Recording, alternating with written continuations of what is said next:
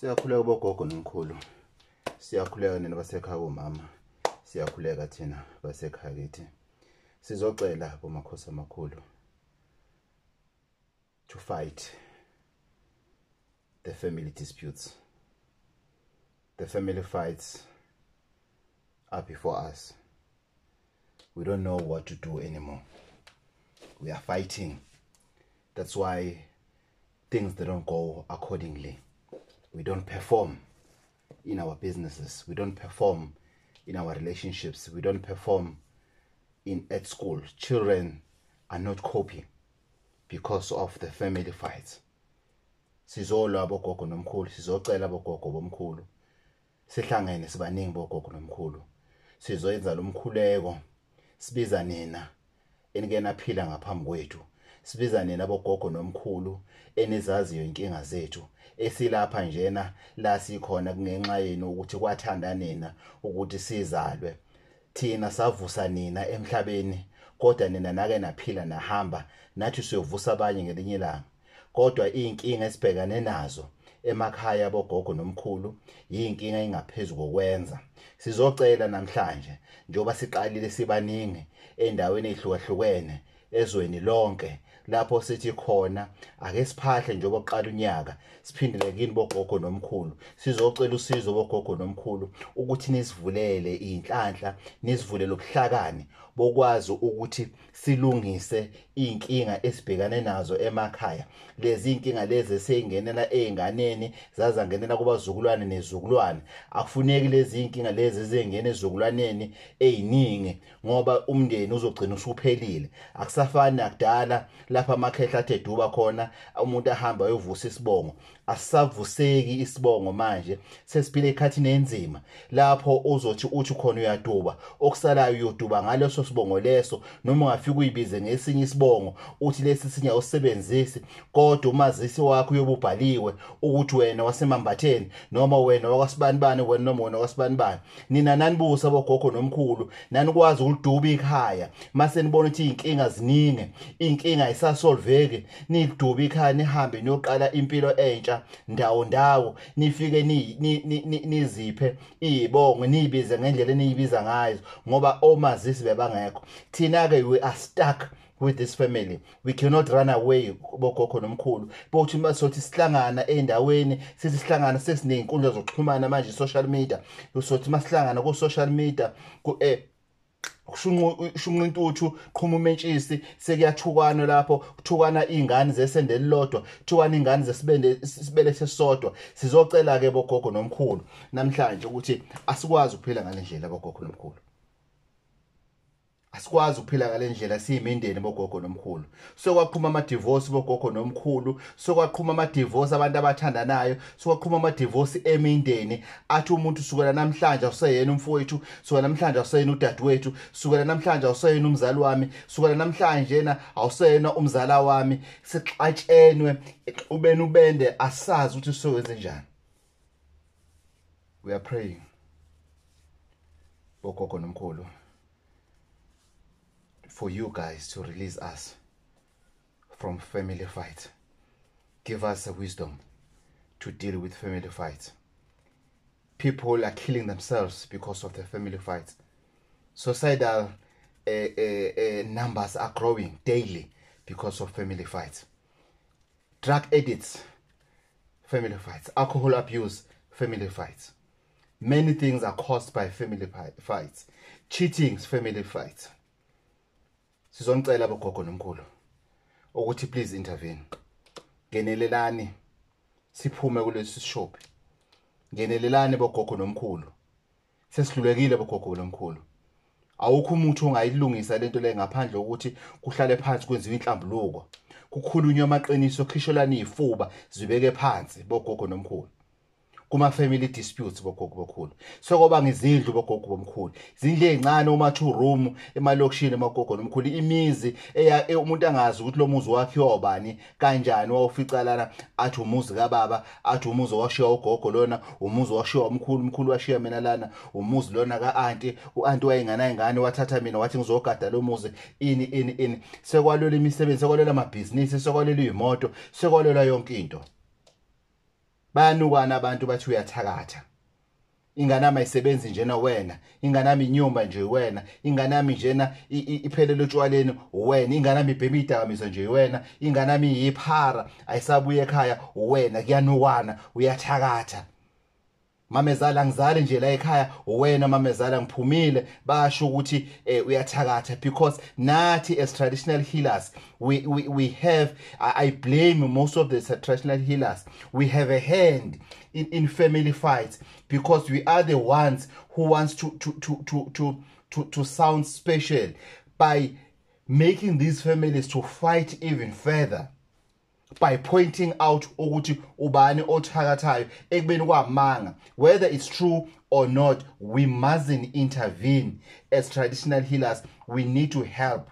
So give us wisdom as traditional healers as well, so that we can help these families to unite. Siyacela bogogo nomkhulu, siyacela sishangishana moya, siyacela noma uvula kuvaliwe, vulani kule mizi la xatshene khona bomagogo nomkhulu, vulani bogogo nomkhulu la xatshene khona bangabhekani bogogo nomkhulu, khona bangakhulumisani bogogo nomkhulu, khona sebalala ngezindle ehlukene bogogo nomkhulu, khona badlulana egcekeni bogogo nomkhulu, bangabingelelani bogogo nomkhulu. The family fights are killing us, are dividing the nation. People, they fight at home and they go and show the whole world outside to say, I know him, I know her, I can destroy her, I can destroy him. Siyacela bogogo nomkhulu, intervene in this. This cannot go on forever and ever and ever. Help us. And there is no family that does not have family fights. Maybe the parents have the better way of hiding it, which is a good thing for upbringing of the children, so that they are not being exposed to a family home that is not conducive for their upbringing. Siyacela ke bogogo nomkhulu ukuthi banathi makhehle, banathi bogogo, nisitakule nisifaka ngaphansi kwedwabazeni, nisifaka ngaphansi komabhesheni, nisivikele engozini. Abantu sebeyangenelela endlini manje bazenzela umathanda, banikeze thina ama-family members imithi ukuthi siyothakathana sodwa ngoba babonile ukuthi siyalwa asizwane. Ayikho into esivumelana ngayo. Omunye azaphumele phandle athi mhlambe kungcono kwenye indawo kanti kuyafana. Not all pastures are green. How do you run away from your own family? How do you pull a plug from your own family? Because within the family, you are not even a plug. You are, as an individuals, we are switches, which makes the whole house uthi ikhanye. Kodwa manje lama switch mawangasasebenzi sengasadonselani izintambo. So loyo naloyo ngabona ezinye izingane ezithukana, ngabuza dala ngathi lezi izingane zathukana kangaka, bathi hey futhi awazi amawele. So waxabana abantu abalele esiswini esodwa for 9 months bangakhulumisani, bazondane, babizane ngeinhlamba, babizane ngonina obazalayo. We can't go on like that. We can't go on like that. We're requesting for you as our ancestors to intervene, to give us the way, to give us the wisdom, to give us strength to face this, because it's not going to be easy. Making peace is not easy, but give us a strength, give us wisdom, give us points. Senzeni kusizehlise, kube khona uzehlisayo emndenini, athi ngicela umndeni uhlangane, ngiyazi nonke nitholele message, ngicela sihlanganeni sikhulumeni, yize kunzima kunjani kodwa lento fanele sidluleni kuyona, yize sekhona abangasekho esebefile, kodwa sidluleni kule nhlambuluko lena, senzeni sure ukuthi izinto ziba right. Angeke lokhu kuqhutshekwa, lokhu kwathiwa umalume la ekhaya wenza into ethize, ubani wenza into ethize, obani abasangeni la ekhaya ngoba kunento ethize, obani bantshontsha inkomo zikabani, ubani wayishiya inkomo la ekhaya, inkomo ayisekho zazalela ubani zalobolela usibani, so ziningi izinto. But most importantly, lies. And amanga anenhlanhla ngoba manga yiwona agqamayo, yiwona abanesizotha, yiwona azwakalayo kangcono amanga. Umuntu ezwe into kanti umuntu bekayidlalela sayithathela ifaka inkundleni zokuxhumana. Boom. Usibani bani uthi wenza into ethize, usibani bani uthi ukhulele sosibani bani. Kunabantu abagqinqa amakhodi manje na athi umuntu bengidlala. Feel ingane yabantu yayibulala, yasho intombazana bengidlala, it was a joke, ngokuthi ithi idlwenguliwe. Sixabane ini manje, soxabana imindeni emibili ke manje. Imindeni ngeke isakhulumisana ke manje. Even nakulomndeni okule ntombazana nabo bazoxabana bebodwa, bathi ingane asithumanga, athi umunye wena uvuna ingane. Soxatshene ke manje. And when we say family fights, we're not only talking about the family fights from our immediate family members. No. As colleagues, we are family. As co-workers, we are family. As in the business, we are family. Because in the business, if people are not getting along, that business will never grow, because customers will realize that there's no unity in that business and they will start taking advantage of that. I've been to the schools whereby teachers were not talking to each other, and we capitalized on that. And as a result, we suffered. Our marks suffered a lot because we don't know the fight where it started. We just joined in as kids blindly. Siyacela bogogo nomkhulu, siyacela konke amagumbi omhlaba ukuthi ningenelele siyenzeni lento lena sibe nempumelelo.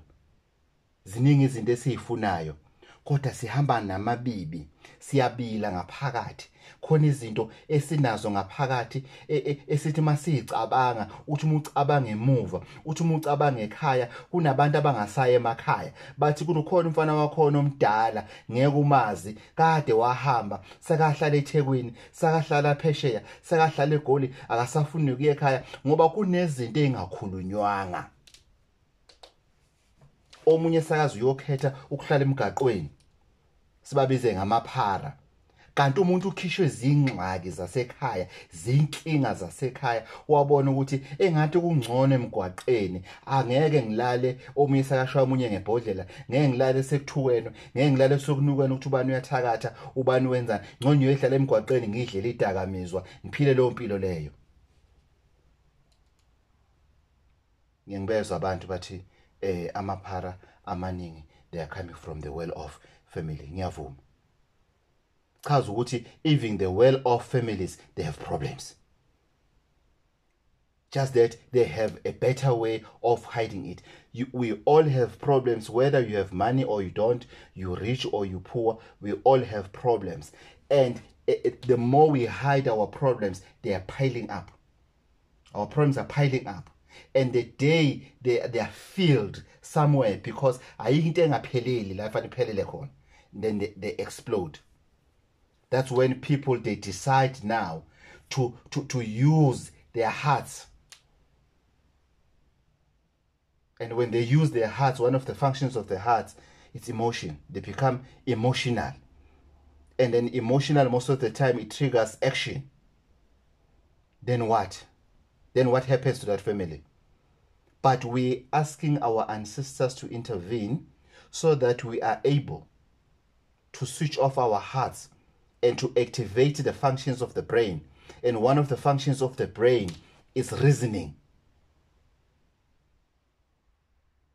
We want to be able to reason with each other so that we can pass. Definitely we won't forget what happened if it's true, but we need to be able to pass. If it means we're no longer talking to each other and everything, but at least we have given each other an opportunity to express our feelings. We ask for intervention from our ancestors to with us, to protect us, to guide us, to help us switch off the functions of the heart, to activate our minds so that we can be able to reason, so that our children can learn the best, our children can know ukuthi kuyaxoxwa, so that we pass. We're asking from different walks of lives. Many people are on their knees now with this one prayer to our ancestors, and we ask for intervention. Listen to all our problems. Call all the gods, call all the angels. Wonke amadlozi ahlambulukile, sicela niwabize, and attend to us. We are doing this for one big reason.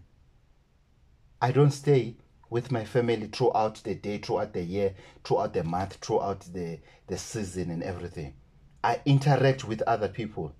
So if I interact with somebody who left home with problems, the power of this prayer is that we are doing it together. I've announced it. One of the reasons I've announced is so that we do it together. You find people killing each other. Why do you drive like this? They're insulting each other.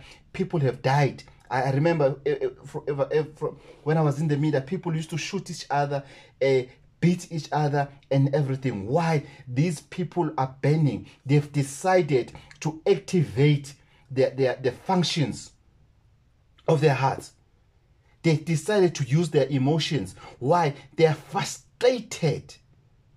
You'll never find me hooting for somebody who drives bad in front of me. Never. Never. If I do that, maybe I'm greeting that person. That's it. Why? Because I don't want to be a wheelbarrow for other people's problems from home. I don't want to be a toilet because that person is pressed. They need a toilet. Emotions needs a toilet. Emotions need a pit to go through. And they will find you. Then you fight and you ask yourself when you get home, when your emotions now have switched off automatically, then your mind starting to work, then you start to reason, then you ask yourself, why did I get to that fight? What was going to happen if I just let it go? He didn't bump the car. Why did I fight? Yes, she claimed to be number one in the queue, and I know she was lying and everything because she's a friend with Acacia. Why did I fight? She was only buying a bread at the end of the day. Why did I fight? Maybe she's lying because of that was her last 20 rand to buy a bread for the children. Why did I have to insult her, showing off that how useless she is or what or whatever? Whatever fights, I'm not choosing any fights or whatever, but whatever fights. This prayer is important. We are not joking in the 7 days as we go down on our knees and to beg our ancestors for intervention. Those that joined us last year will understand. We are not joking. We are in the mission to change the lives of the people, our lives, so that our children, they have a conducive place to grow under. At this moment, I'm scared. I'm scared at this moment. No, I'm scared. I'm scared for me. I'm scared for my family. I'm scared for my siblings. I'm scared for my friends. I'm scared. Things are bad. Thokozani. Salwa sendoda mavula kuvala emzimba emadoda. U-Auntie Usha. Locksmith. Number 1 locksmith. Uzolonga. Siyayilwa lempi. Kunzima kunjalo. Kumnyama kunjalo. Baningi abathi soke sibone ukuthi benzani. We will see. Ha! What? They are praying. Hey, they are praying for what? Huh? This thing, people must do it as in individuals. Yes, we're doing it in individuals. But the message that we are sending, because our ancestors are together where they are. Huh? Even if the graveyards are not in the same place, the bottom line, they are under the soil. They are maturing together. They are growing as a seed together. And we are living in this world together. We are facing the same problems together. So why not? And we're not doing this prayer to prove a point to anyone. No. We are not. We are not. When I announced this prayer last year, December, suddenly I had a problem of a leg. I remember coming from the pharmacy, I drank pills. As I was driving at home, I had to tie my knees with a chain. and I'm driving at the same time. I was confused. The people I was with in the car, they asked me, what is happening? I said, I don't know. But as that chain, as I've tied my knees with the chain, I said to the chain, you're going to take this pain away from me, because I need my knees when we start the prayer. The following day, the pain was not there. Because this is serious. We are seriously serious about this. And we're not changing. We're going to get to day 5, day 6, day 7. And we demand, we demand answers. You brought us into this world not to suffer, not to fight your own battles that others you failed to fight. Where you are more matured. Give us the strength and the wisdom so that we are able to fight on your behalf. Thokozani. The fight is on. Thokozani.